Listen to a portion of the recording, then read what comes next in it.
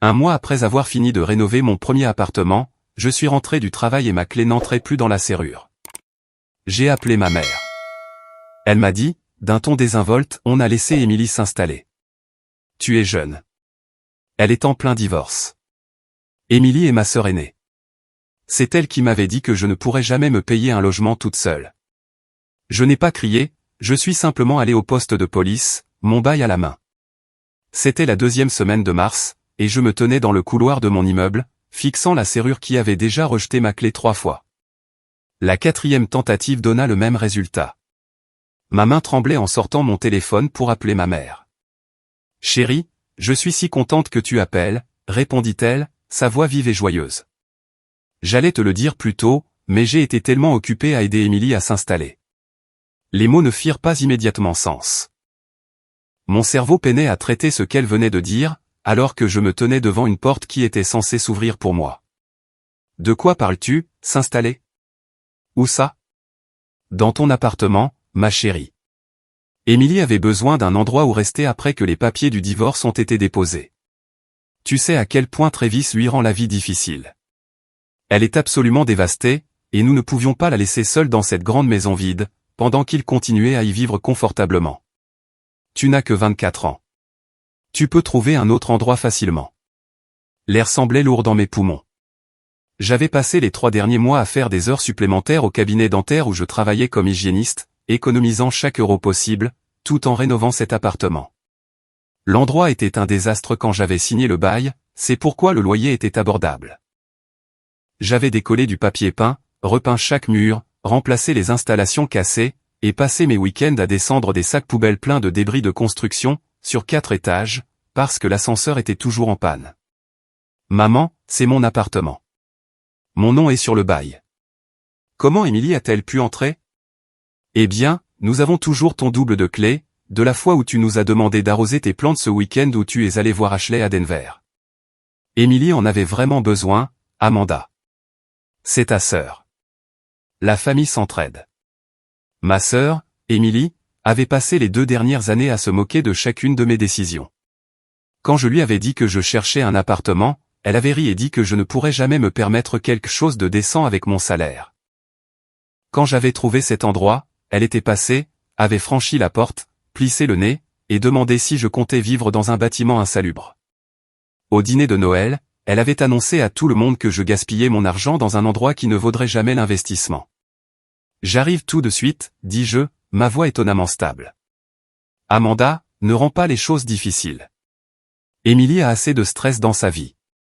Tu peux rester avec nous jusqu'à ce que tu trouves quelque chose de nouveau. Ta vieille chambre est exactement comme tu l'as laissée. Je raccrochai sans répondre. Ma vieille chambre servait actuellement de bureau à mon père. Mais ce n'était pas la question. La question, c'était que mon appartement, le premier endroit que j'avais jamais possédé en toute indépendance, avait été donné comme un vieux pull. J'ai marché les 6 pâtés de maison jusqu'au poste de police. L'air du soir était froid sur mon visage, et j'accueillis cette sensation. Elle me gardait concentré. Le poste sentait le café brûlé et le produit de nettoyage. Un officier était assis derrière un bureau, et leva les yeux à mon approche. Je dois signaler une effraction, dis-je en sortant mon bail de mon sac.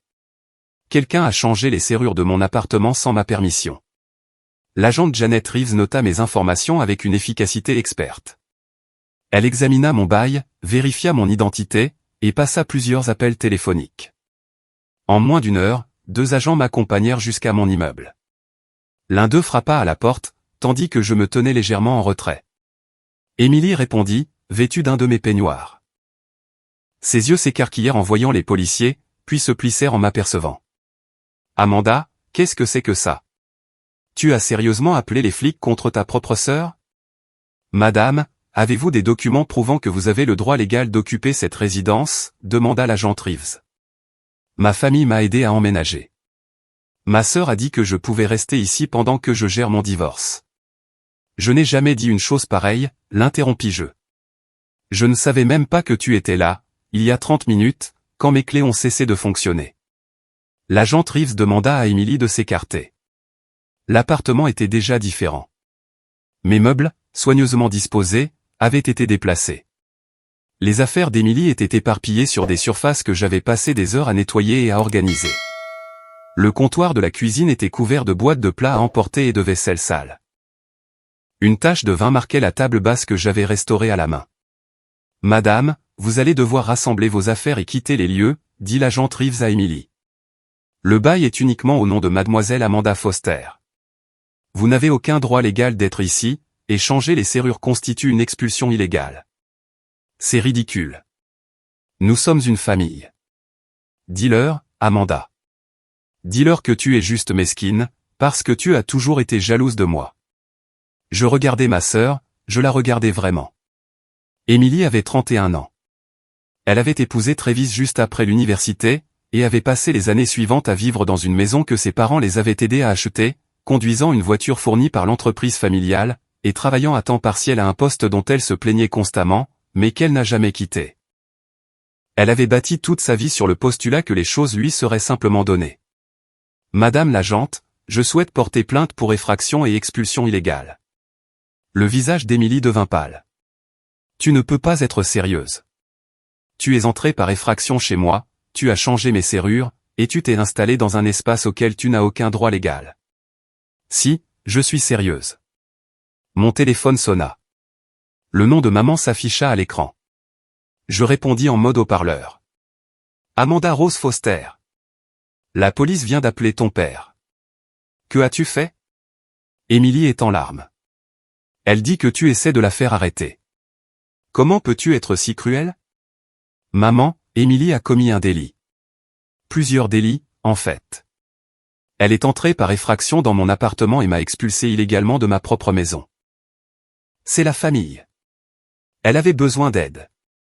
Alors vous auriez dû lui offrir votre maison, pas la mienne. J'ai passé 3 mois à rénover cet endroit. J'ai investi mon propre argent, mon propre temps, et mon propre travail physique pour le rendre habitable. » Émilie l'a qualifié de bâtiment insalubre. Et maintenant, soudainement, il est assez bien pour qu'elle le vole ? Nous n'avons rien volé. Nous aidions. Aider, ça aurait été de demander. Ça, c'était prendre. Il y a une différence, et j'en ai fini de faire semblant qu'il n'y en a pas, je raccrochais. Émilie faisait ses valises avec des gestes vifs et colériques. Elle jetait des vêtements dans des sacs sans les plier, marmonnant entre ses dents des choses sur les sœurs ingrates et la trahison familiale. L'agent Reeves se tenait à proximité, documentant tout avec sa caméra corporelle. « Je vais avoir besoin d'un serrurier pour rechanger ces serrures, dis-je. Puis-je obtenir un document attestant de cela pour mon propriétaire ?» L'agent Reeves hocha la tête. « Nous vous fournirons un rapport d'incident complet. Je vous recommande également de documenter tout dommage à la propriété pour d'éventuelles poursuites civiles. » Je sortis mon téléphone et commençai à prendre des photos. La tache de vin, le parquet rayé là où Émilie avait traîné des meubles, une fissure dans le miroir de la salle de bain, une marque de brûlure sur le comptoir près de la cuisinière. Chaque photo semblait être la preuve de quelque chose de plus grand que de simples dommages matériels. Émilie finit de faire ses bagages vers 22 heures. Elle se tenait à la porte avec 3 valises et une expression de fureur absolue sur le visage. « Maman et papa ne te pardonneront jamais pour ça. »« Peut-être pas, dis-je, mais je me pardonnerai à moi-même, ce qui est plus important. » Le serrurier arriva 20 minutes après le départ d'Émilie. C'était un homme plus âgé, nommé Roger, qui avait tout vu en 40 ans de métier dans la ville. Il changea les serrures efficacement, pendant que je nettoyais la cuisine, effaçant les preuves de la brève occupation de ma sœur. « Un conflit familial ?» demanda-t-il en testant les nouvelles clés. « Quelque chose comme ça. J'ai déjà vu ça. Les gens pensent que la famille signifie un accès libre à tout, les biens, l'argent, le temps. Ils oublient que les limites sont importantes partout, surtout avec les personnes les plus proches de nous. » Je le payai en espèces et fermai la porte à clé derrière lui. L'appartement semblait différent maintenant, comme un espace que j'avais dû reconquérir plutôt que simplement habiter. Je passai les 2 heures suivantes à nettoyer, à documenter les dommages, et à faire une liste de tout ce qui devrait être réparé ou remplacé. Mon téléphone vibrait constamment. Des messages de ma mère, de mon père, de ma tante Patricia, et de plusieurs amis de la famille affluaient. Chacun portait le même message de base, avec de légères variations, j'étais égoïste. Émilie souffrait.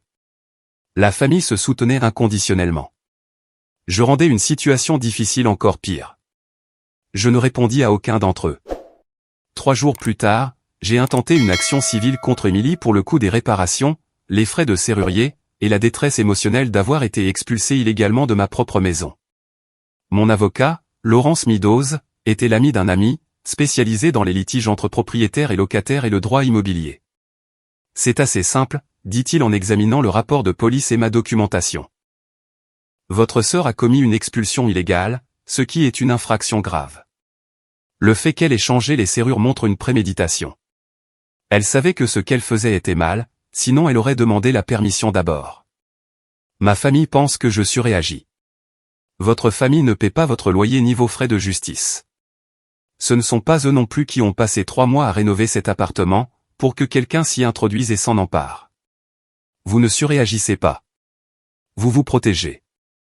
L'audience préliminaire eut lieu 2 semaines plus tard. Émilie se présenta avec nos parents. Ma mère arborait son visage déçu, celui qu'elle avait perfectionné quand j'étais adolescente et que je rentrais après le couvre-feu. Mon père avait l'air mal à l'aise, comme s'il préférait être n'importe où ailleurs. L'avocat d'Émilie tenta de plaider qu'il s'agissait d'un malentendu familial, qu'Émilie avait cru avoir la permission de rester dans l'appartement, sur la base de conversations avec notre mère.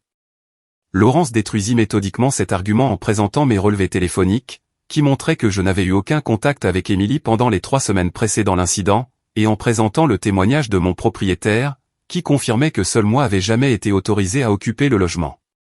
Le juge se prononça en ma faveur, ordonnant à Émilie de payer toutes les réparations, le serrurier, mes frais de justice, et un montant supplémentaire pour l'expulsion illégale. Le total s'élevait à un peu plus de 80 000 €. Ma mère m'a acculé dans le couloir du palais de justice après l'audience. J'espère que tu es fier de toi. Ta sœur doit payer de l'argent qu'elle n'a pas, parce que tu n'as pas pu être flexible pour une fois dans ta vie. Maman, elle est entrée par effraction dans mon appartement. Elle a changé mes serrures. Elle s'est installée sans demander. Si un étranger avait fait ça, le défendrais-tu? Un étranger n'est pas de la famille. C'est exactement ce que je veux dire. La famille devrait se traiter mieux que des étrangers, pas pire. Émilie a pensé qu'elle pouvait prendre ma maison parce que nous partageons le même ADN. Ce n'est pas de l'amour. C'est du droit acquis. Je suis parti avant qu'elle ne puisse répondre. Mon père m'a rattrapé à l'ascenseur. Il est resté silencieux un moment, les mains dans les poches, paraissant plus vieux que dans mon souvenir. Ta mère a de bonnes intentions, dit-il finalement. Avoir de bonnes intentions n'excuse pas un mauvais comportement. C'est ce que tu m'as appris quand j'avais 8 ans et que j'ai cassé le jouet de Sarah Mitchell parce que je voulais jouer avec. Tu m'as fait m'excuser, lui en acheter un nouveau avec mon argent de poche, et écrire une rédaction sur le respect de la propriété d'autrui. Pourquoi Émilie n'a-t-elle pas à suivre les mêmes règles? Il soupira. C'est compliqué. Pas vraiment. Soit nous suivons tous les mêmes règles, soit les règles ne signifient rien. L'ascenseur arriva. Je suis entré et j'ai regardé le visage de mon père disparaître alors que les portes se fermaient. Je me sentais vide, comme si on m'avait vidé de l'intérieur, ne laissant que la coquille. Le lendemain matin, je me suis réveillé avec 17 appels manqués. La plupart provenaient de ma mère, mais quelques-uns venaient de parents à qui je n'avais pas parlé depuis des années. Ma tante Patricia avait laissé un message vocal qui commençait par une respiration lourde et se terminait par une tirade sur la façon dont j'avais ruiné les chances d'Émilie de se remettre sur pied. Ma cousine Bridget m'a envoyé un texto disant qu'elle avait toujours pensé que j'étais la sœur gentille, suivi de 3 émojis au visage déçu. J'ai fait du café et j'ai tout ignoré. L'appartement semblait plus calme que d'habitude, comme si les murs eux-mêmes absorbaient le poids de ce qui s'était passé. Le soleil filtrait par les fenêtres que j'avais passé tout un samedi à nettoyer, frappant le sol sous un angle qui rendait les veines du bois visibles. C'étaient les mêmes sols qu'Émilie avait éraflés en traînant négligemment ses meubles. Mon téléphone sonna de nouveau. Cette fois, c'était mon ami d'enfance, Ashley, qui appelait de Denver. Je viens de recevoir le message le plus bizarre de ta mère sur Facebook, dit-elle d'emblée. Quelque chose à propos de ton refus d'aider Émilie et de ta vengeance. Qu'est-ce qui se passe? Je lui ai tout raconté, la clé qui ne tournait pas, le poste de police, le procès. Ashley a écouté sans m'interrompre, ce qui était l'une des nombreuses raisons pour lesquelles nous étions restés amis depuis la 4e année. Ta famille est folle, dit-elle quand j'eus fini. Genre, vraiment dérangé. Qui donne l'appartement de quelqu'un? Apparemment, la mienne. As-tu besoin de t'éloigner de là quelques jours? Tu pourrais prendre l'avion. Mon canapé est étonnamment confortable, et Denver est magnifique à cette période de l'année. En plus, je prépare d'excellents encas pour manger son stress. L'offre était tentante, mais fuir me donnait l'impression d'admettre ma défaite. J'apprécie, mais je dois rester ici. C'est ma maison. Je ne les laisserai pas m'en chasser une deuxième fois. C'est juste. Mais sérieusement, si tu changes d'avis, ma porte est ouverte. Et aussi, ta mère est délirante si elle pense que je vais prendre son parti dans cette histoire. Je la bloque dès qu'on raccroche. Après la fin de l'appel, je me suis assise sur mon canapé et j'ai fixé le plafond. L'ancien locataire avait laissé une tache d'eau, qui ressemblait vaguement à l'Ohio. J'avais prévu de la repeindre pendant la rénovation, mais le propriétaire avait mentionné qu'il prévoyait de refaire tous les plafonds de l'immeuble cet été, alors je l'avais laissé, plutôt que de gaspiller de la peinture sur quelque chose qui serait refait de toute façon. Entre-temps, je m'étais étrangement attaché à sa présence. Elle me rappelait que l'imperfection pouvait être intéressante. La sonnette retentit vers midi. J'ai regardé par le Judas et j'ai vu ma tante Patricia dans le couloir, les bras croisés sur la poitrine. Elle ressemblait exactement à ma mère, mais avec des cheveux plus courts et une expression perpétuellement sceptique. J'ai ouvert la porte, mais je ne l'ai pas invitée à entrer. Nous devons parler, dit Patricia. Je ne pense pas, non. Amanda, cette situation est devenue complètement incontrôlable. Ta mère est hors d'elle. Ton père ne dort plus correctement depuis des jours. Émilie est dévastée. Tout ça parce que tu n'as pas pu être flexible pendant quelques mois. Tante Patricia, si quelqu'un entrait par effraction chez toi, changeait tes serrures, et s'installait dans ta chambre, serais-tu flexible à ce sujet? C'est différent. Émilie est de la famille. C'est ce que vous n'arrêtez pas de dire, mais personne n'a expliqué pourquoi le fait d'être de la famille signifie qu'elle peut commettre des crimes sans conséquence. Le visage de Patricia devint rouge. Des crimes? Tu parles de ta sœur comme si c'était une sorte de criminel. Elle a fait une erreur. Elle traversait une période difficile et a pris une mauvaise décision. Ça ne fait pas d'elle une criminelle. Elle est entrée par effraction dans mon appartement, a changé mes serrures, et s'est installée sans permission. Ce sont des crimes, littéralement. Effraction, expulsion illégale. La police n'a pas inventé ça. La loi n'a pas inventé ces accusations parce que j'étais mesquine. Tu aurais pu gérer ça en privé. Au lieu de ça, tu l'as humiliée au tribunal. Tu l'as fait payer des milliers d'euros qu'elle n'a pas. Tu as dressé cette famille les uns contre les autres. Je m'appuyais contre le cadre de la porte, soudainement épuisé. Je n'ai dressé personne contre personne. J'ai protégé ma maison. Émilie a fait des choix. Maman et papa ont cautionné ses choix. Vous êtes tous en colère contre moi, parce que j'ai refusé d'être une victime en silence. Mais ce n'est pas ma responsabilité. Ma responsabilité est envers moi-même. Patricia me fixa un long moment. Tu as changé. Tu étais si douce avant. J'étais si silencieuse avant. Il y a une différence. Elle partit sans un mot de plus. J'ai fermé la porte et les verrouillé, puis j'ai vérifié que le pen dormant était bien enclenché. Les nouvelles serrures semblaient plus solides que les anciennes. Roger, le serrurier, avait installé du matériel de qualité commerciale, le genre qui ne pouvait pas être facilement crocheté ou ouvert avec des outils de base. Cet après-midi-là, j'ai de nouveau parcouru l'appartement et tout documenté. J'avais déjà pris des photos le soir de l'incident, mais Laurence Meadows avait suggéré de créer un dossier complet de tous les dommages, organisé chronologiquement avec des descriptions détaillées. La tache de vin sur la table basse mesurait environ 15 cm de diamètre. J'avais essayé de la nettoyer avec du produit pour le bois, mais le liquide s'était infiltré dans la partie inférieure non finie avant que je ne l'ai verni. La table était une trouvaille de trottoir que j'avais restaurée avec amour pendant 3 week-ends, ponçant des années de négligence et appliquant 4 couches de polyuréthane. Émilie avait détruit ce travail en quelques minutes, le temps de renverser un verre et de ne pas le nettoyer. Les rayures sur le parquet racontaient leur propre histoire. Elles couraient en ligne droite, du mur au centre du salon, suggérant qu'Émilie avait traîné quelque chose de lourd sans utiliser de patins pour meubles. J'avais été méticuleuse pour protéger ces sols. Chaque meuble reposait sur des patins en feutre. J'enlevais mes chaussures à la porte. Je balayais tous les jours et passais la serpillière chaque semaine, avec un nettoyant au pH neutre spécialement conçu pour le parquet. La fissure du miroir de la salle de bain formait une toile d'araignée, à partir d'un point d'impact central près du coin supérieur droit. Quelque chose l'avait heurté avec force. Je ne pouvais pas imaginer quoi, et je ne voulais pas particulièrement le savoir.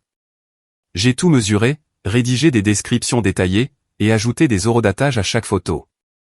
Le processus semblait mécanique et distant, comme si je documentais la tragédie de quelqu'un d'autre plutôt que la mienne. Mon téléphone vibra avec un message d'un numéro inconnu. J'ai failli le supprimer sans le lire, mais la curiosité l'a emporté. C'est Travis. J'ai eu ton numéro sur l'ancienne liste de contacts familiaux qu'Emily et moi partagions. Je voulais juste prendre de tes nouvelles. Emily a posté des trucs sur les réseaux sociaux à ton sujet. Je pensais que tu devrais le savoir.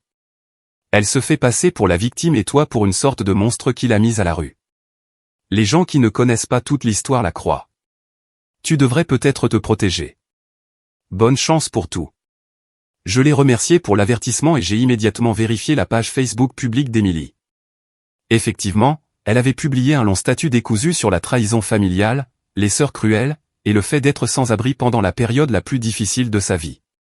La publication avait 63 j'aime et 47 commentaires, la plupart de personnes que je n'avais jamais rencontrées, exprimant leur sympathie et leur indignation. Un commentaire d'une femme nommée Bethany Reed disait « Je n'arrive pas à croire que ta propre sœur ait pu te faire ça. Où loge-t-elle pour ne pas pouvoir te laisser une chambre? La famille est censée se soutenir quoi qu'il arrive. » Un autre, d'un certain Marc, disait « Voilà ce qui ne va pas avec les jeunes d'aujourd'hui.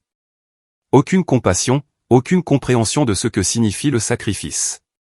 Je suis tellement désolé que tu traverses ça. » Mon premier instinct fut de répondre, de rétablir les faits, d'expliquer qu'Emily était entrée par effraction dans mon appartement. Mais Laurence Meadows avait été claire lors de notre première consultation, n'interagissez pas avec Emily ou ses partisans sur les réseaux sociaux. Tout ce que vous direz pourrait être utilisé contre vous si la situation s'envenime.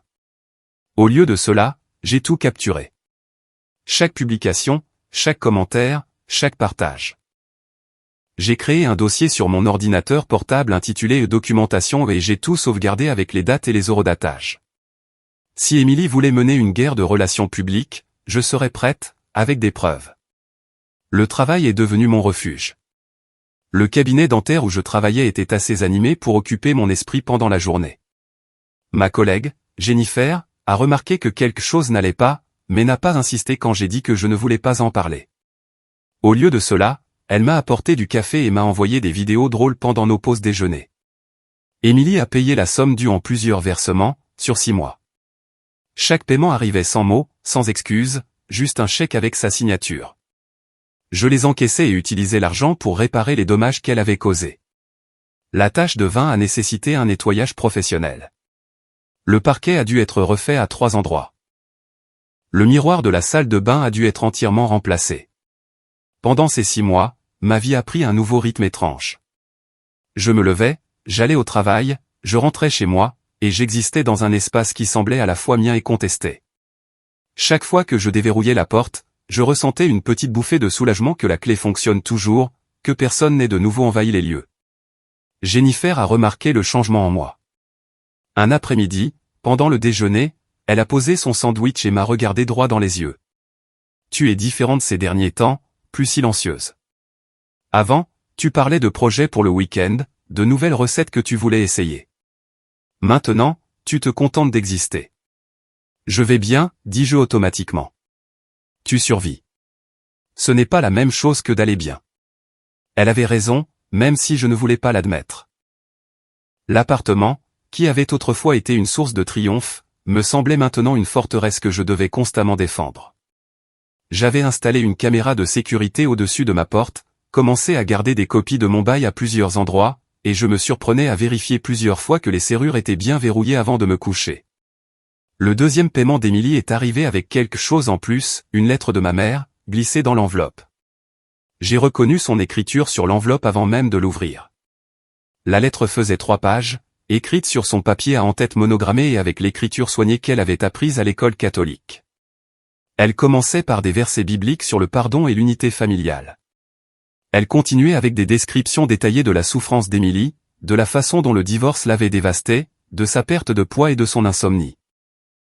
Elle se terminait par une supplique pour que j'annule les paiements restants et que je laisse la famille guérir. Je l'ai lu 2 fois, puis je l'ai classé avec les autres documents. Aucune réponse ne semblait adéquate, alors je n'en ai envoyé aucune. Le 3e mois amena un visiteur inattendu. Je suis rentré du travail et j'ai trouvé Travis assis par terre, devant la porte de mon appartement, le dos contre le mur, faisant défiler son téléphone. J'ai essayé d'appeler, dit-il en se levant. J'espère que ça ne te dérange pas que je sois venu sans prévenir. Est-ce que tout va bien?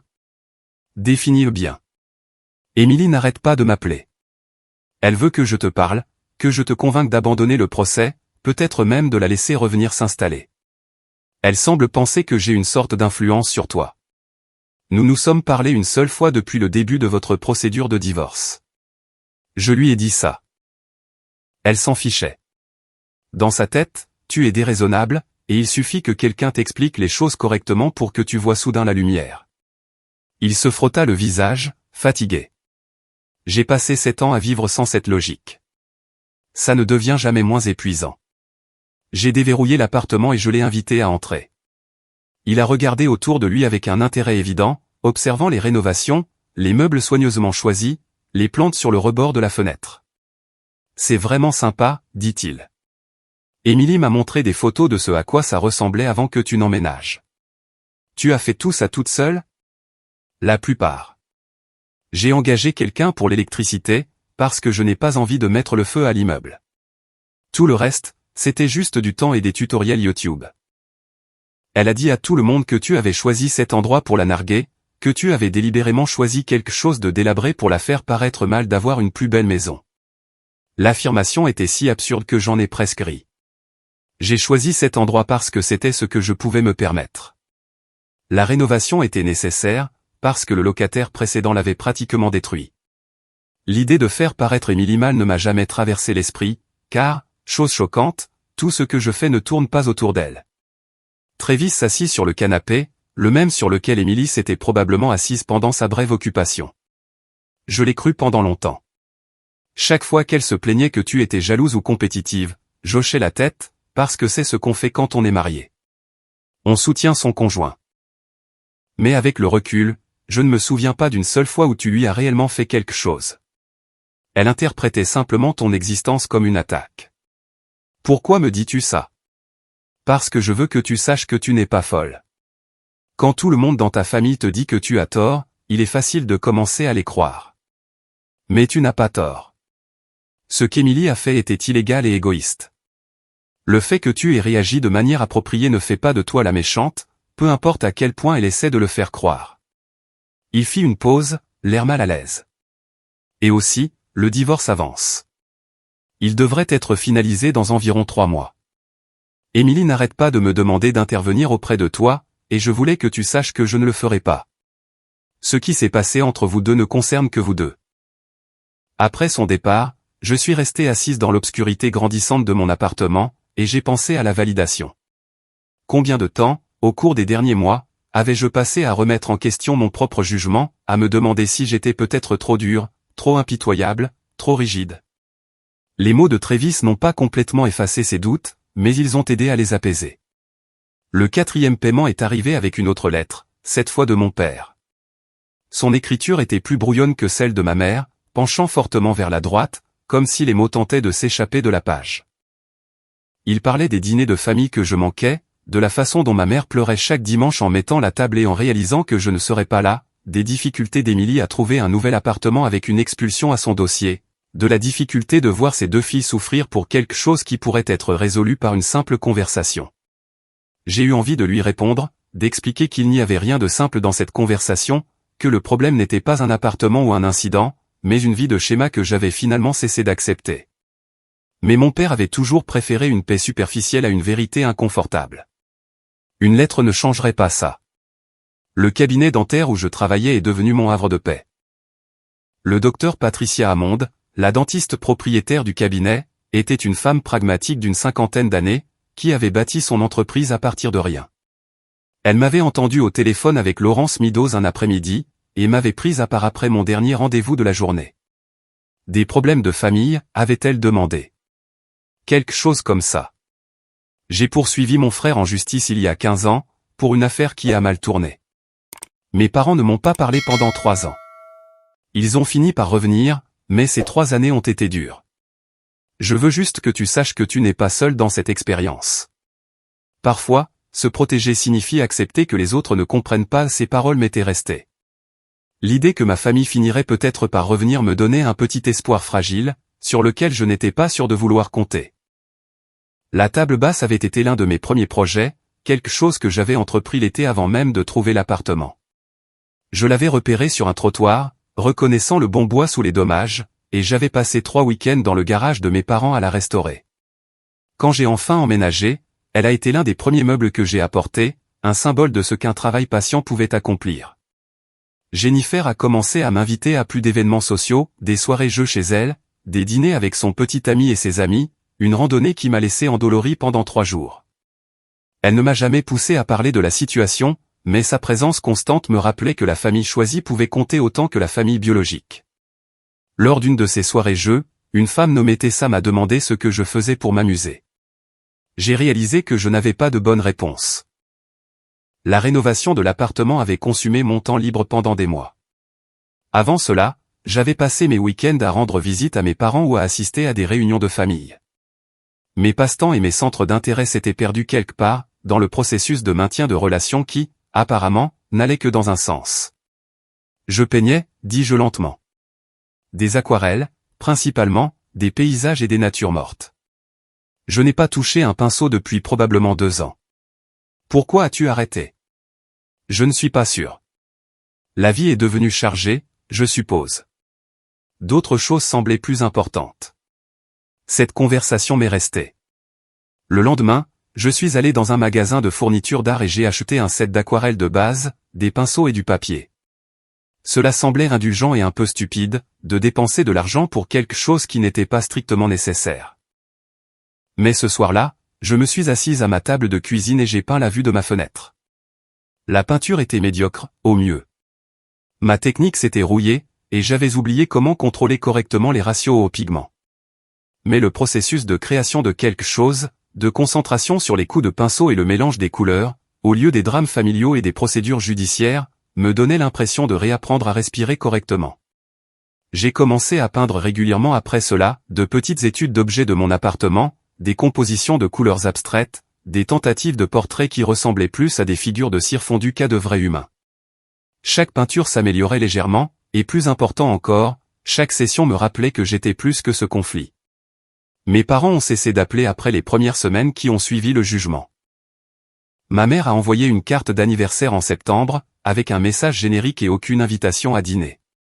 Émilie m'a bloqué sur toutes les plateformes de médias sociaux. Des membres de la famille élargie, qui me connaissaient depuis l'enfance, semblaient soudain incapables de me reconnaître à l'épicerie. L'isolement me donnait l'impression d'être dans une tempête de neige, froid, désorientant, et sans fin. Mon anniversaire est passé dans un calme inhabituel. 25 ans, et je célébrais seul dans mon appartement, avec des plats chinois à emporter et un film que j'avais déjà vu 3 fois. Jennifer avait proposé d'organiser une fête, mais l'idée de célébrer me semblait prématurée. J'étais encore en mode survie, pas encore prête pour quoi que ce soit qui ressemble à de la joie. Le biscuit de la chance de mon dîner contenait un bout de papier qui disait « Le chemin vers la paix exige de traverser le conflit ». Je l'ai scotché sur mon réfrigérateur, à côté d'une liste de courses et d'un rappel pour mon prochain rendez-vous chez le dentiste. Octobre amena le dernier paiement d'Émilie. Cette fois, pas de lettre de l'un ou l'autre de mes parents, juste le chèque signé de l'écriture ample d'Émilie, le montant écrit précisément au centre de la ligne appropriée. Je l'ai encaissé et j'ai programmé les derniers travaux de réparation. Le professionnel qui a refait le sol était un homme nommé Karl, qui travaillait le bois depuis 40 ans. Il a évalué les dommages avec l'attention minutieuse de quelqu'un qui se souciait vraiment de son métier. Celui qui a fait ça n'a pas été prudent, dit-il en passant la main sur les rayures. Ces entailles sont profondes. Ce qu'ils ont traîné devait peser lourd, et ils n'utilisaient certainement pas de patins de protection. Ma sœur a déplacé quelques meubles. Karl hocha la tête, d'un air entendu. C'est généralement quand la famille aide à déménager que les pires dégâts se produisent. Ils ont de bonnes intentions, mais ils ne pensent pas aux conséquences. Il a passé 2 jours à refaire les zones affectées, assortissant la teinte et la finition si précisément que je ne pouvais pas dire où se trouvaient les dommages, à moins de regarder mes photos. Quand il eut fini, les sols brillaient comme au premier jour. Comme neuf, dit Karl en remballant son équipement. Mieux, en fait. La finition d'origine montrait déjà des signes d'usure. Maintenant, vous avez une nouvelle couche de protection. Après son départ, j'ai marché dans l'appartement en chaussettes, sentant le bois lisse sous mes pieds. Tout était réparé maintenant. La tache de vin disparue, le miroir remplacé, les sols refaits. Physiquement, l'appartement ne montrait aucune preuve de l'invasion d'Emily, mais je ressentais encore l'impact, d'une manière qui n'avait rien à voir avec des dommages matériels. Novembre arriva avec la première vraie vague de froid de la saison. J'ai acheté un chauffage d'appoint pour la chambre, car les radiateurs de l'immeuble étaient, au mieux, capricieux. Le concierge, un homme perpétuellement fatigué nommé Sal, a promis de les réparer, mais ne semblait jamais trouver le temps. Thanksgiving approchait, avec ses complications inévitables. Ma mère a appelé 2 semaines avant la fête, sa voix prudente et mesurée. Nous dînons à 3 heures, dit-elle. Émilie sera là. Ton père et moi pensons qu'il est temps que tout le monde s'assoie ensemble et dépasse ses désagréments. Des désagréments? Oui, cette situation a assez duré. Nous sommes une famille. Les familles pardonnent. Est-ce qu'Émilie s'est excusée? Un silence s'étira entre nous. Elle a traversé beaucoup de choses, Amanda. Perdre son mariage, devoir trouver un nouvel endroit où vivre, gérer tous ces problèmes juridiques que tu lui as causés. Je pense qu'elle mérite un peu de grâce. Maman, elle est entrée par effraction dans mon appartement et m'a expulsé illégalement. Elle a causé des milliers d'euros de dommages. Elle n'a pas une seule fois reconnu que ce qu'elle a fait était mal. Et tu veux que je vienne manger de la dinde et que je prétende que rien de tout ça n'est arrivé? Je veux que tu agisses en adulte et que tu donnes la priorité à la famille. C'est ce que je fais. Je me donne la priorité, ce que cette famille ne m'a jamais laissé faire sans punition. J'ai raccroché avant qu'elle ne puisse répondre. Mes mains tremblaient, et j'avais la nausée. Tenir tête à ma mère n'était jamais devenu plus facile, peu importe combien de fois je le faisais. Jennifer m'a invité au Thanksgiving de sa famille, quand j'ai mentionné que je le passerais seul. Ma mère fait toujours beaucoup trop à manger, et mes parents sont pour la plupart inoffensifs. En plus, mon petit-neveu est à cet âge où tout ce qu'il dit est accidentellement hilarant. J'ai accepté avec gratitude. Sa famille m'a accueilli sans poser de questions indiscrètes. Sa mère, Suzanne, a simplement dit qu'elle était heureuse que je puisse me joindre à eux. Son neveu, un petit garçon de 5 ans nommé Caleb, a passé la majeure partie du dîner à expliquer les dynamiques politiques complexes de sa classe de maternelle. Brandon pense qu'il est le chef, parce qu'il est le plus grand. Mais en fait, c'est Emma qui commande, parce qu'elle sait où la maîtresse cache les bons autocollants, expliqua sérieusement Caleb. C'est toute une histoire. J'ai ri pour la première fois depuis des semaines. Un vrai rire, le genre qui vient d'un amusement sincère plutôt que d'une obligation sociale polie. Jennifer a croisé mon regard de l'autre côté de la table et a souri. Sur le chemin du retour, j'ai pensé à la famille choisie par rapport à la famille biologique. Suzanne m'avait traité avec plus de chaleur en une soirée que ma propre mère ne l'avait fait en des mois. Caleb avait partagé avec moi ses bonbons d'Halloween, soigneusement gardés, déclarant que je semblais assez gentil pour mériter le bon chocolat. Ces étrangers m'avaient fait une place, sans exiger que je la gagne par la souffrance ou la soumission. Décembre arriva, et les décorations de Noël apparurent dans toute la ville. Le concierge de mon immeuble a accroché une guirlande fatiguée dans le hall, qui pendait tristement entre les boîtes aux lettres. J'ai acheté un petit sapin artificiel pour mon appartement. Rien d'élaboré, juste quelque chose pour marquer la saison. Le décorer seul me semblait mélancolique. Je me suis souvenu des Noëls de mon enfance avec Émilie, à l'époque où nous étions alliés plutôt qu'adversaires.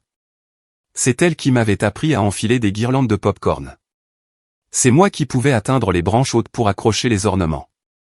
Nous travaillions ensemble, nous nous disputions sur l'emplacement des guirlandes, et finissions par créer quelque chose dont nous étions toutes les deux fiers. Quand ce partenariat s'était-il dissous? Je ne pouvais pas identifier un moment précis. C'était progressif, comme l'érosion, de petits commentaires qui diminuaient mes réussites, des compétitions subtiles auxquelles je ne réalisais pas que je participais, des comparaisons qui me positionnaient toujours comme moins ou plus jeune, pas tout à fait assez. Peut-être que ça avait commencé quand j'avais été accepté dans l'université de mon premier choix, et qu'elle avait semblé irritée plutôt qu'heureuse pour moi.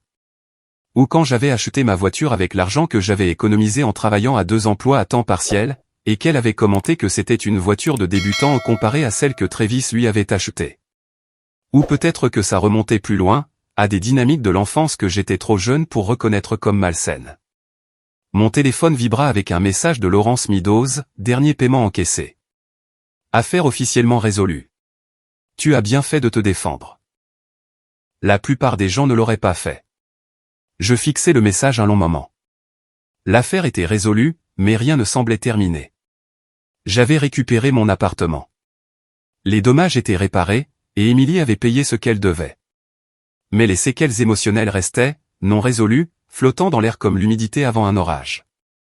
Noël est passé. Mes parents ont envoyé une carte générique avec leurs 2 noms imprimés en bas. Émilie a posté des photos sur Facebook d'elle-même, dans ce qui semblait être une station balnéaire, souriant largement avec un verre à la main et une légende sur les nouveaux départs et l'abandon des personnes toxiques. J'ai capturé la publication et je l'ai ajoutée à mon dossier de documentation, sans trop savoir pourquoi. L'affaire judiciaire était terminée, mais une partie de moi voulait des preuves que tout cela s'était réellement produit, que je n'avais pas tout imaginé. Mais mon appartement était à moi.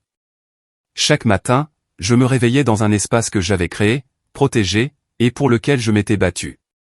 Les murs étaient de la couleur que j'avais choisie. Les meubles étaient disposés exactement comme je le voulais. La table basse ne portait aucune tache de vin, seulement les livres que je devais lire et les plantes que j'oubliais sans cesse d'arroser. 6 mois après l'incident, vers la mi-septembre, j'ai croisé Travis, l'ex-mari d'Émilie, dans un café du centre-ville. Il était avec une femme que je ne connaissais pas, tous deux riant de quelque chose sur son téléphone. « Amanda » dit-il en m'apercevant dans la file. « Comment vas-tu ? » »« Bien. »« Très bien, en fait. »« Voici Andrea. »« Andrea, voici la sœur d'Émilie. » Andrea sourit chaleureusement. Travis semblait sincèrement heureux, plus léger en quelque sorte que dans mon souvenir des réunions de famille, où il avait toujours l'air vaguement stressé. « J'ai entendu ce qui s'est passé avec l'appartement, » dit Travis. « Pour ce que ça vaut, je suis désolé qu'Émilie t'ait fait subir ça. Elle a cette façon de supposer que tout le monde va s'adapter à elle, quoi qu'il arrive. J'ai passé 7 ans à essayer de faire fonctionner ça, avant de réaliser que ça ne changerait jamais.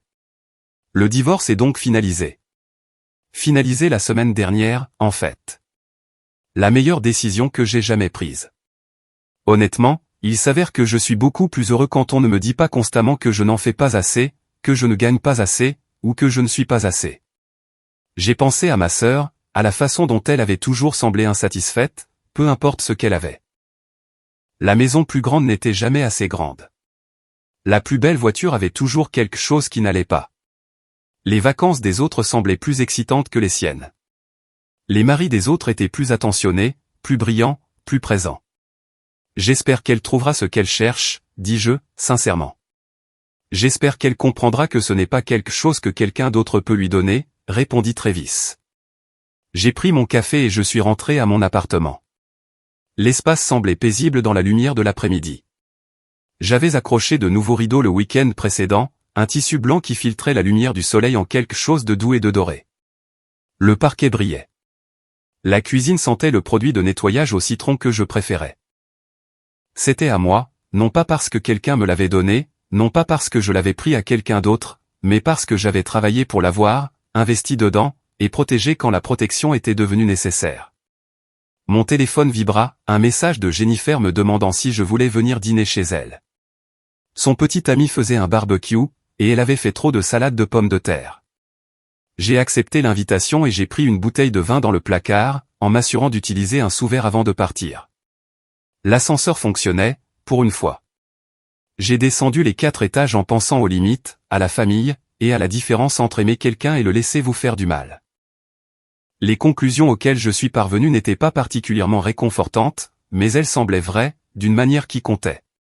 Dehors, la ville s'agitait autour de moi avec son chaos habituel. Les gens se dépêchaient pour attraper les bus, promenaient leurs chiens, portaient leurs courses, se disputaient au téléphone, riaient avec des amis. Quelque part dans la ville, ma sœur vivait sa vie. Ailleurs, mes parents dînaient probablement, en se demandant où les choses avaient mal tourné avec leur plus jeune fille. J'ai marché vers l'appartement de Jennifer, la bouteille de vin se balançant doucement dans mon sac en toile. L'air du soir était frais et pur. Demain, je me réveillerai dans mon propre lit, je ferai du café dans ma propre cuisine, et je me préparerai pour le travail dans ma propre salle de bain, avec son nouveau miroir qui reflétait tout clairement, sans aucune fissure pour déformer la vue. Cela semblait suffisant, plus que suffisant, en fait. C'était comme tout ce pour quoi j'avais travaillé, sans vraiment m'en rendre compte, jusqu'à ce que quelqu'un essaie de me l'enlever.